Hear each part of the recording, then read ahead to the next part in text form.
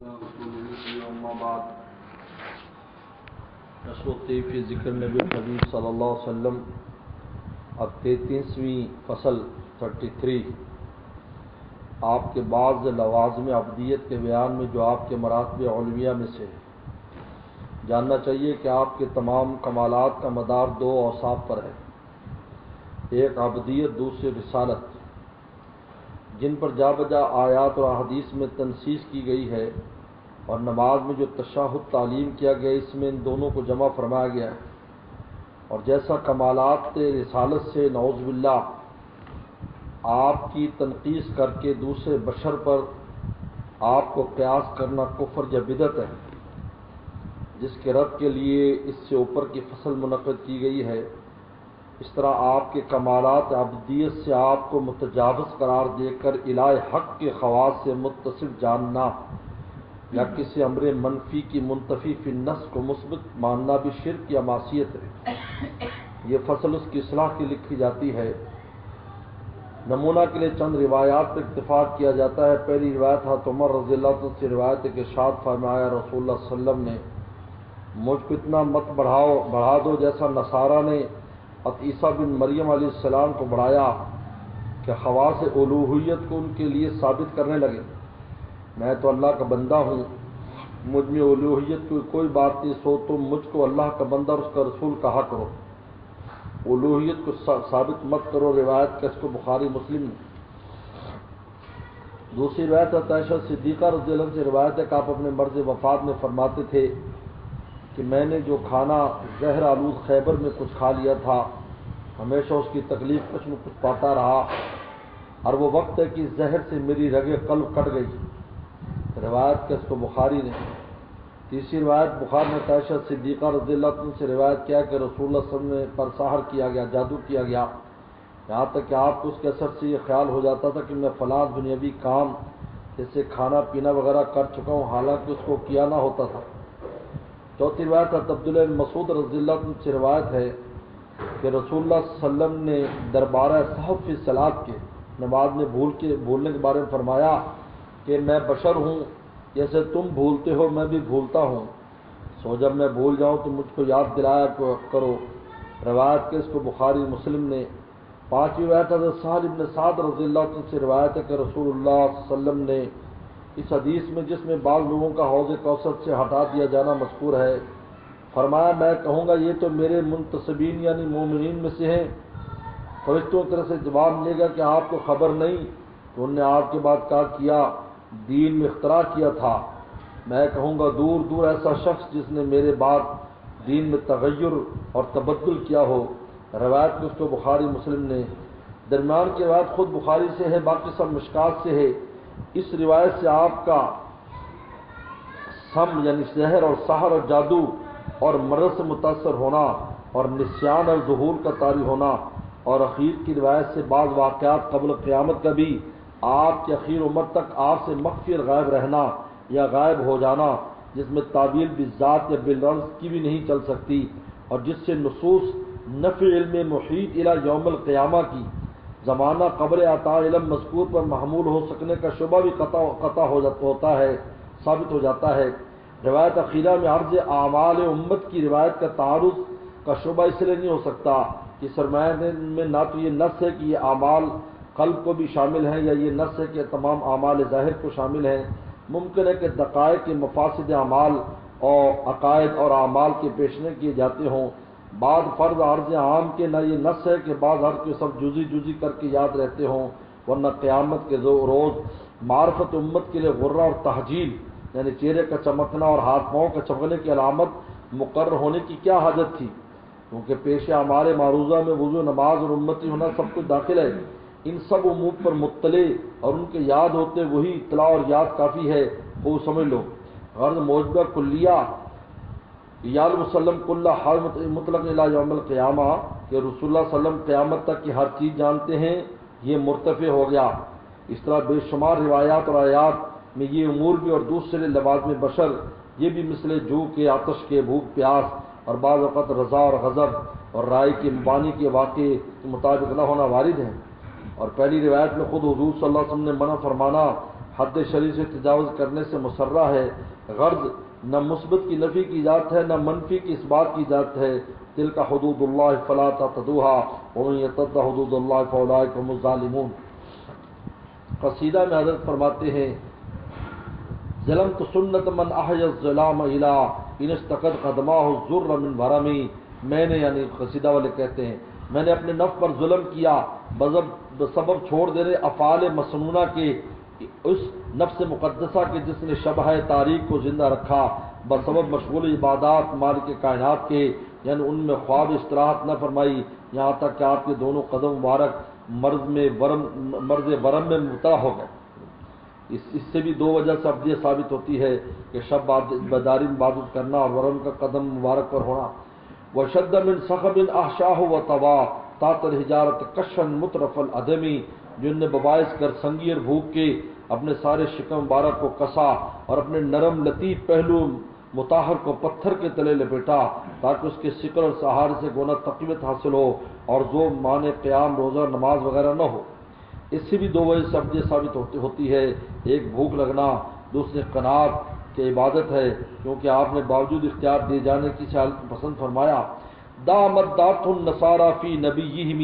وحکم بما شئت مدن فیہ واحتکمی۔ اس دعویٰ کو جو نصارہ نے حضرت عیسیٰ السلام کی بابت کیا ہے، مخاطب اے غافل تو چھوڑ دے اور ایسا دعویٰ اپنے حضرت محمد صلی اللہ علیہ وسلم کی نسبت مت کرو، بلکہ ان کو افضل العباد سمجھو اور اس کے سوا آپ کی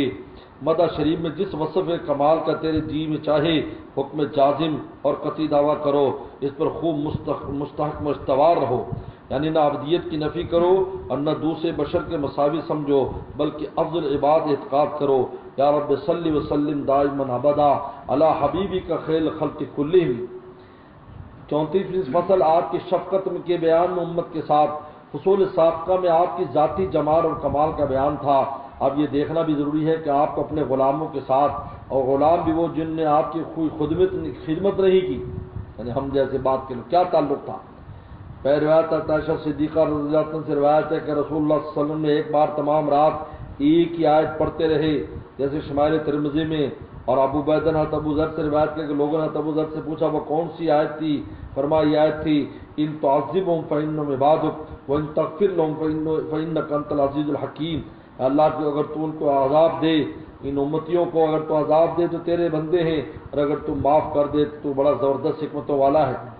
اس میں اپنی امت کے لیے دعا فرمائی جیسا کہ مضمون سے ظاہر ہے۔ دوسری بات عباس بن مرداس اسلمی رضی اللہ عنہ سے روایت ہے کہ رسول اللہ صلی اللہ علیہ وسلم نے اپنی امت کے لیے عرفہ کی شام کو مغفرت کی دعا کی، سو اس طرح قبول ہوئی کہ سب گناہوں کی مغفرت کرتا ہوں بجز حقوق العباد کے، کہ ظالم سے مظلوم کے حقوق ضرور وصول کروں گا۔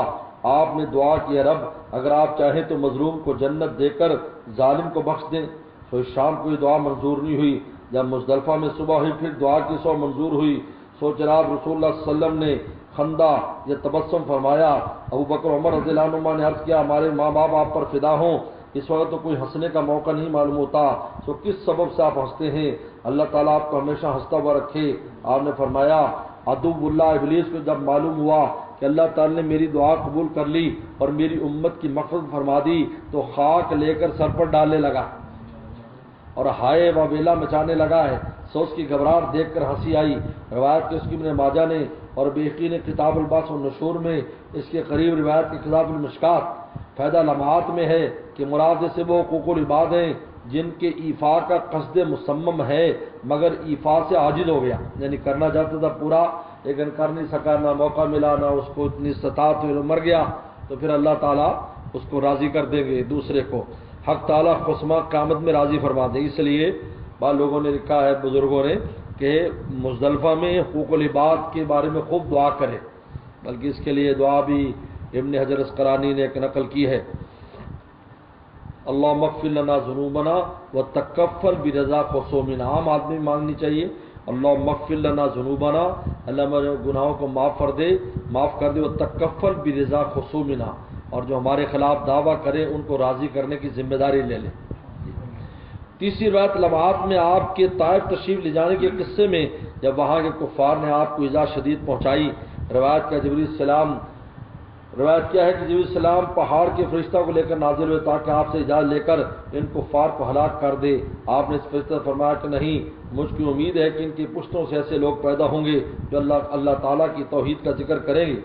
چوتھی روایت ابو ہریرہ رضی اللہ عنہ سے روایت ہے، رسول اللہ صلی اللہ علیہ وسلم نے فرمایا، بعض حیثیات سے میرے ساتھ شدت سے محبت رکھنے والے وہ لوگ ہیں جو میرے بعد ہوں گے۔ ان میں سے ہر شخص یہ تمنا کرے گا تمام اہل و مال کی وجہ مجھ کو دیکھ لے۔ روایت کو مسلم نے۔ فائدہ یہاں اگر اس سے کہا جاوے کہ اگر سب اہل مال سے دستبردار ہو تو زیادہ مؤثر ہو جائے تو اس پر دل و جان سے راضی ہوگا، یعنی ایسے لوگ ہوں گے۔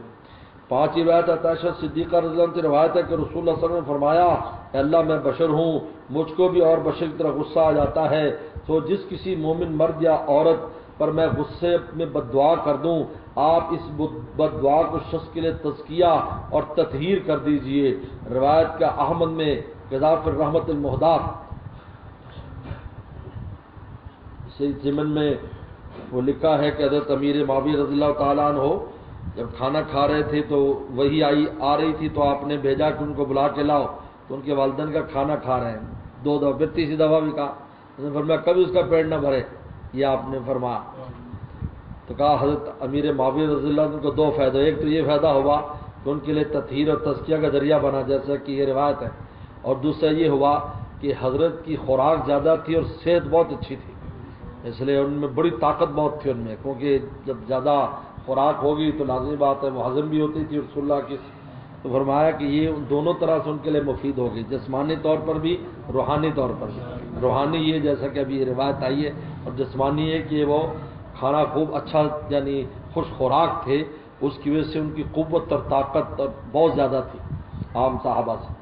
چھٹی روایت حضرت ابو ہریرہ رضی اللہ عنہ سے روایت ہے کہ رسول اللہ صلی اللہ علیہ وسلم نے فرمایا، کاش ہم اپنے بھائیوں کو دیکھتے۔ صحابہ نے عرض کیا، یا رسول اللہ کیا ہم آپ کے بھائی نہیں ہیں؟ آپ نے فرمایا تم میرے دوست ہو، میرے بھائی وہ لوگ ہیں جو ہنوز نہیں آئے۔ الحدیث روایت کی مسلم میں قذاف المشکات۔ فائدہ چونکہ دوست کے ساتھ محبت کی ابتدا صحبت سے ہوتی ہے، اور بھائی سے محبت ہونا مقید نہیں، رویت اور صحبت کے ساتھ عجیب ہے، یعنی دور بھی ہوگا اگر آپ سے ملے بھی نہیں ہے کبھی، وہاں پر آپ ادھر رہے پھر بھی محبت فطری طور پر رہے گی۔ بس صحابہ کا دوست اور بعد میں انہوں کو بھائی فرمانا بے اعتبار وقوع حالت محبت کے ہے کہ ان کی محبت کا وقوع رویت سے ہوا اور بعد والوں کو محبت کا وقوع بغیر دیکھے ہوا۔ اس سے صحابہ پر غیر صحابہ کی فضیلت محبت میں لازم نہیں آتی، کیونکہ یقیناً صحابہ کی ایسی استعداد تھی کہ اگر وہ حضور نور صلی اللہ علیہ وسلم کو نہ دیکھتے جب بھی محبت میں ہم سے زیادہ ہوتے۔ 7ویں روایت ابھی جمعہ سے روایت ہے، حضرت ابو عبیدہ بن جراح رضی اللہ عنہ نے عرض کیا، یا رسول اللہ کوئی ہم سے بہتر ہے کہ ہم اسلام لے اور جہاد کیا؟ فرمایا ہاں یہ قوم ہے جو تمہارے بعد ہوں گے، مجھ پر ایمان لاویں گے اور مجھ کو دیکھا بھی نہ ہوگا۔ روایت کو سامد دارمی نے فائدہ یہ بہتر ہونا خاص عارض کی وجہ سے ہے، کسی صفت حقیقیہ کی وجہ سے نہیں، بلکہ اس بہتری میں صحابہ کو دخل ہے، کیونکہ ہم کو ایمان کی دولت صحابہ ہی کی بدولت نصیب ہوئی ہے کہ انہوں نے دین لسانی سنانی ہر طرح کی خدمت کی، بس ہماری تفضیل پر لازم نہیں آتی۔ اس روایت سے بعض سے تمام امت اجابت کی مومنین ہیں، اور بعض سے تمام امت دعوت کے ان میں کفار بھی داخل ہیں، اور بعض سے بعد میں آنے والوں میں شفقت تامہ، اور بعض سے ان کے بعد کے آنے والوں کی مدح اور ان کی محب نبی ہونے کی تصدیق جیسے چوتھی روایت میں ہے، اور بعض سے مدح کے ساتھ ان کے محبوب نبی ہونے کی تحقیق جیسے 7ویں روایت میں مذکور ہے۔ مدح اور محبتی اور محبوبیت کی اظہار بھی ناشی محبت سے ہوا ہے۔ قیامت میں جو شفاعت اور دعا اور التجا امت کے لیے ہوگی اس کی حدیثیں مشہور ہیں، اور بعضی 29ویں اور 30ویں فصل میں مذکور ہیں۔ اس کے علاوہ اس مدعا پر بے شمار روایات اور واقعات شاہد ہیں۔ اس فصل کی اراد سے جو غرض ہے وہ فصل آئندہ کی تمہید میں بیان کی جاوے گی۔ قصیدہ میں فرماتے ہیں، بشرا لنا معاشر الاسلام ان لنا من ولایت من العنایت رکن غیر منہدمی۔ اے گروہ اسلام ہم کو خوشخبری ہے، بے شک ہمارے لیے عنایت خاصہ باری تعالیٰ سے ایسا ستون محکم عنایت ہوا ہے جو کبھی متغیر متبدل نہ ہوگا بلکہ ہمیشہ علیہ یوم القیامت ثابت اور قائم رہے گا، یعنی ہمارا دین ناسخ ہے اور کبھی مثل اور ادیان کے منسوخ نہ ہوگا۔ لما دا اللہ داعینا لطاعتہ باکرم الرسل کنا اکرم الامم، جب خداوند تعالی نے ہمارے حضرت کو جو ہم کو اطاعت خداوندی کی طرف بلانے والے ہیں افضل اور اکرم رسول کہہ کر پکارا تو ہم اس ذریعہ سے سب امتوں سے افضل ہو گئے، کیونکہ رسول کا افضل ہونا امت کی افضلیت کا واقعی سبب ہے۔ ان آتی ذنبا فما اہدی بمنتقذ من نبی ولا حبلی بمنصرمی، اگر میں گناہ کر رہا ہوں یا میں نے کیا ہے تو میرا ذمہ شفاعت نبی صلی اللہ علیہ وسلم سے ٹوٹنے والا نہیں ہے اور نہ میری امید کی رسی کٹنے والی ہے، یعنی سبب ارتکاب جرائم حضرت کی شفاعت سے میں نہ امید نہیں ہوں۔ حاشا ان یحرم الراجی مکارمہ ان یرجع الجار منہ غیر محترمی، خداوند تعالی نے ہمارے رسالت پناہ صلی اللہ علیہ وسلم کو منزہ کر دے اس عیب سے کہ آپ کا امیدوار آپ کے مکارم و عطایا سے محروم کیا جائے، اور بھی اس میں خلل سے پاک کر دیا ہے کہ آپ کا مدد چاہنے والا آپ کی درگاہ سے غیر موقر غیر محترم ناکام ہو کر واپس آئے بلکہ ہمیشہ کامیاب اور محترم ہوتا ہے۔ یا رب صلی وسلم دائما ابدا علی حبیبی کا خیر خلق کلہم واخدا الحمد للہ۔ دے دو کیا ہے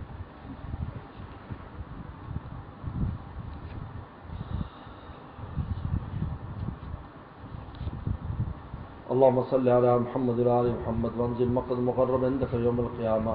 اللهم إني أسألك بأسمائك يا مؤمن يا مهيمن يا كريم خلصنا من الوباء والطاعون يا الله الأمان يا الله الأمان يا الله الأمان يا ذا النعمة السابقة يا ذا الكرامة الظاهرة يا ذا الحجة البالغة خلصنا من الوباء والطاعون يا الله الأمان يا الله الأمان يا الله الأمان يا قائم لا يزول يا عالم لا ينسى يا باقي لا يفنى خلصنا من الطاعون والوباء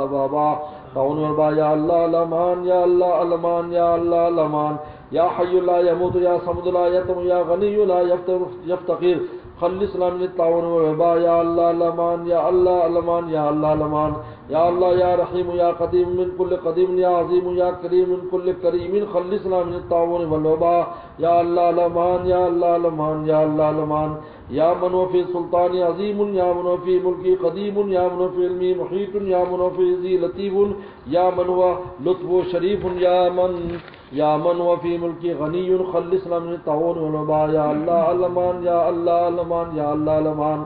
يا من إليه يهرب العاصون يا من عليه يتوكل المتوكلون يا من إليه يرغب الراغبون يا من إليه يلتجئ الملتجئون يا من إليه يفضل المذنبون خلصنا من الطاعون والوباء يا الله الأمان يا الله الأمان يا الله الأمان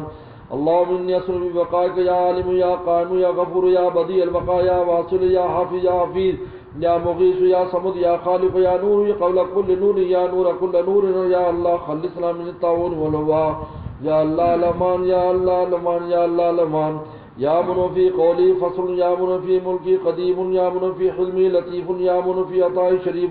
يا من في أمري حكيم يا من في عذابي عدل خلصنا من الطاعون والوباء يا الله الأمان يا الله الأمان يا الله الأمان اللهم إني أسألك بأسمائك الحسنى يا أول الأولين يا آخر الآخرين يا أرحم الراحمين خلصنا من الطاعون والوباء يا الله الأمان يا الله الأمان يا الله الأمان أسألك أن تجيرنا من عذاب واغفر لنا ولآبائنا وأمهاتنا ولأزواجنا وذرياتنا ولجميع المسلمين والمسلمات والمؤمنين والمؤمنات الأحياء منهم والأموات نجنا من جميع القربات واحسن من جميع الآفات وخلصنا من البليات وادفع عنا الوباء والطاعون نعوذ بك من الهم والهجوم والوباء وموت الفجاة ونعوذ بك من درك الشقاء وسوء القضاء ونعوذ بك من جميع القضايا وبلاياك يا حي يا قيوم يا رحيل يا يرحيل يا تمشيش يا برحمتك يا ارحم الراحمين اللهم احفظنا بما تحفظ عبادك الصالحين اللهم احفظنا مما نخاف ونحذر اللهم ارفع عنا الوباء والبلاء اللهم انت خير الحافظ وانت ارحم الراحمين اللهم واقتا كواقت الوليد اللهم واقتا كواقت الوليد یا اللہ صحت طیبہ کی برکت سے ہر طرح کی عافیت نصیب فرما، ہماری اولاد کو عافیت نصیب فرما، ایمان والوں کو عافیت نصیب فرما، ہماری یا اللہ ہمارے بیوت کو، ہمارے بلاد کو، ہمارے گھروں کو، شہروں کو عافیت نصیب فرما، یا اللہ حرمین شریفین کی رونقوں کو پہلے سے زیادہ بحال فرما، مساجد کو، مدارس کو، خانقاہوں کو، ہمارے شہروں کو، گاؤں کو، بستیوں کو، آبادیوں کو یا اللہ خوب آباد اور شاد فرما، یا اللہ اس مصیبت سے یا اللہ پورے عالم کو نجات عطا فرما، ہر طرح کی عافیت نصیب فرما، یا اللہ ایمان والوں کو تیری طرف رجوع کرنے کی توفیق عطا فرما،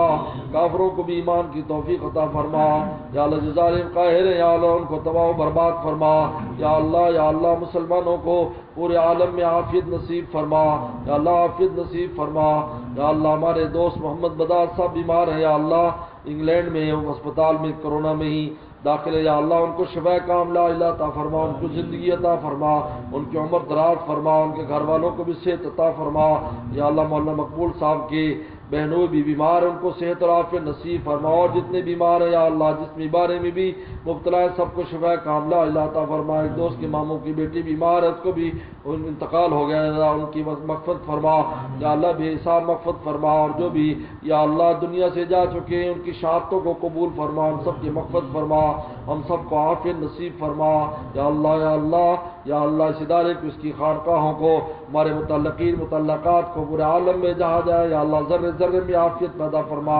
ہر طرح کی عافیت فرما، اللہم انت اللہ الذی لا الہ الا انت الاحد الصمد الذی لم یلد ولم یولد ولم یکن له کفوا احد ربنا تقبل منا انک انت السمیع العلیم، صلی اللہ تعالی علی خیر خلقہ محمد و آلہ وصحبہ اجمعین۔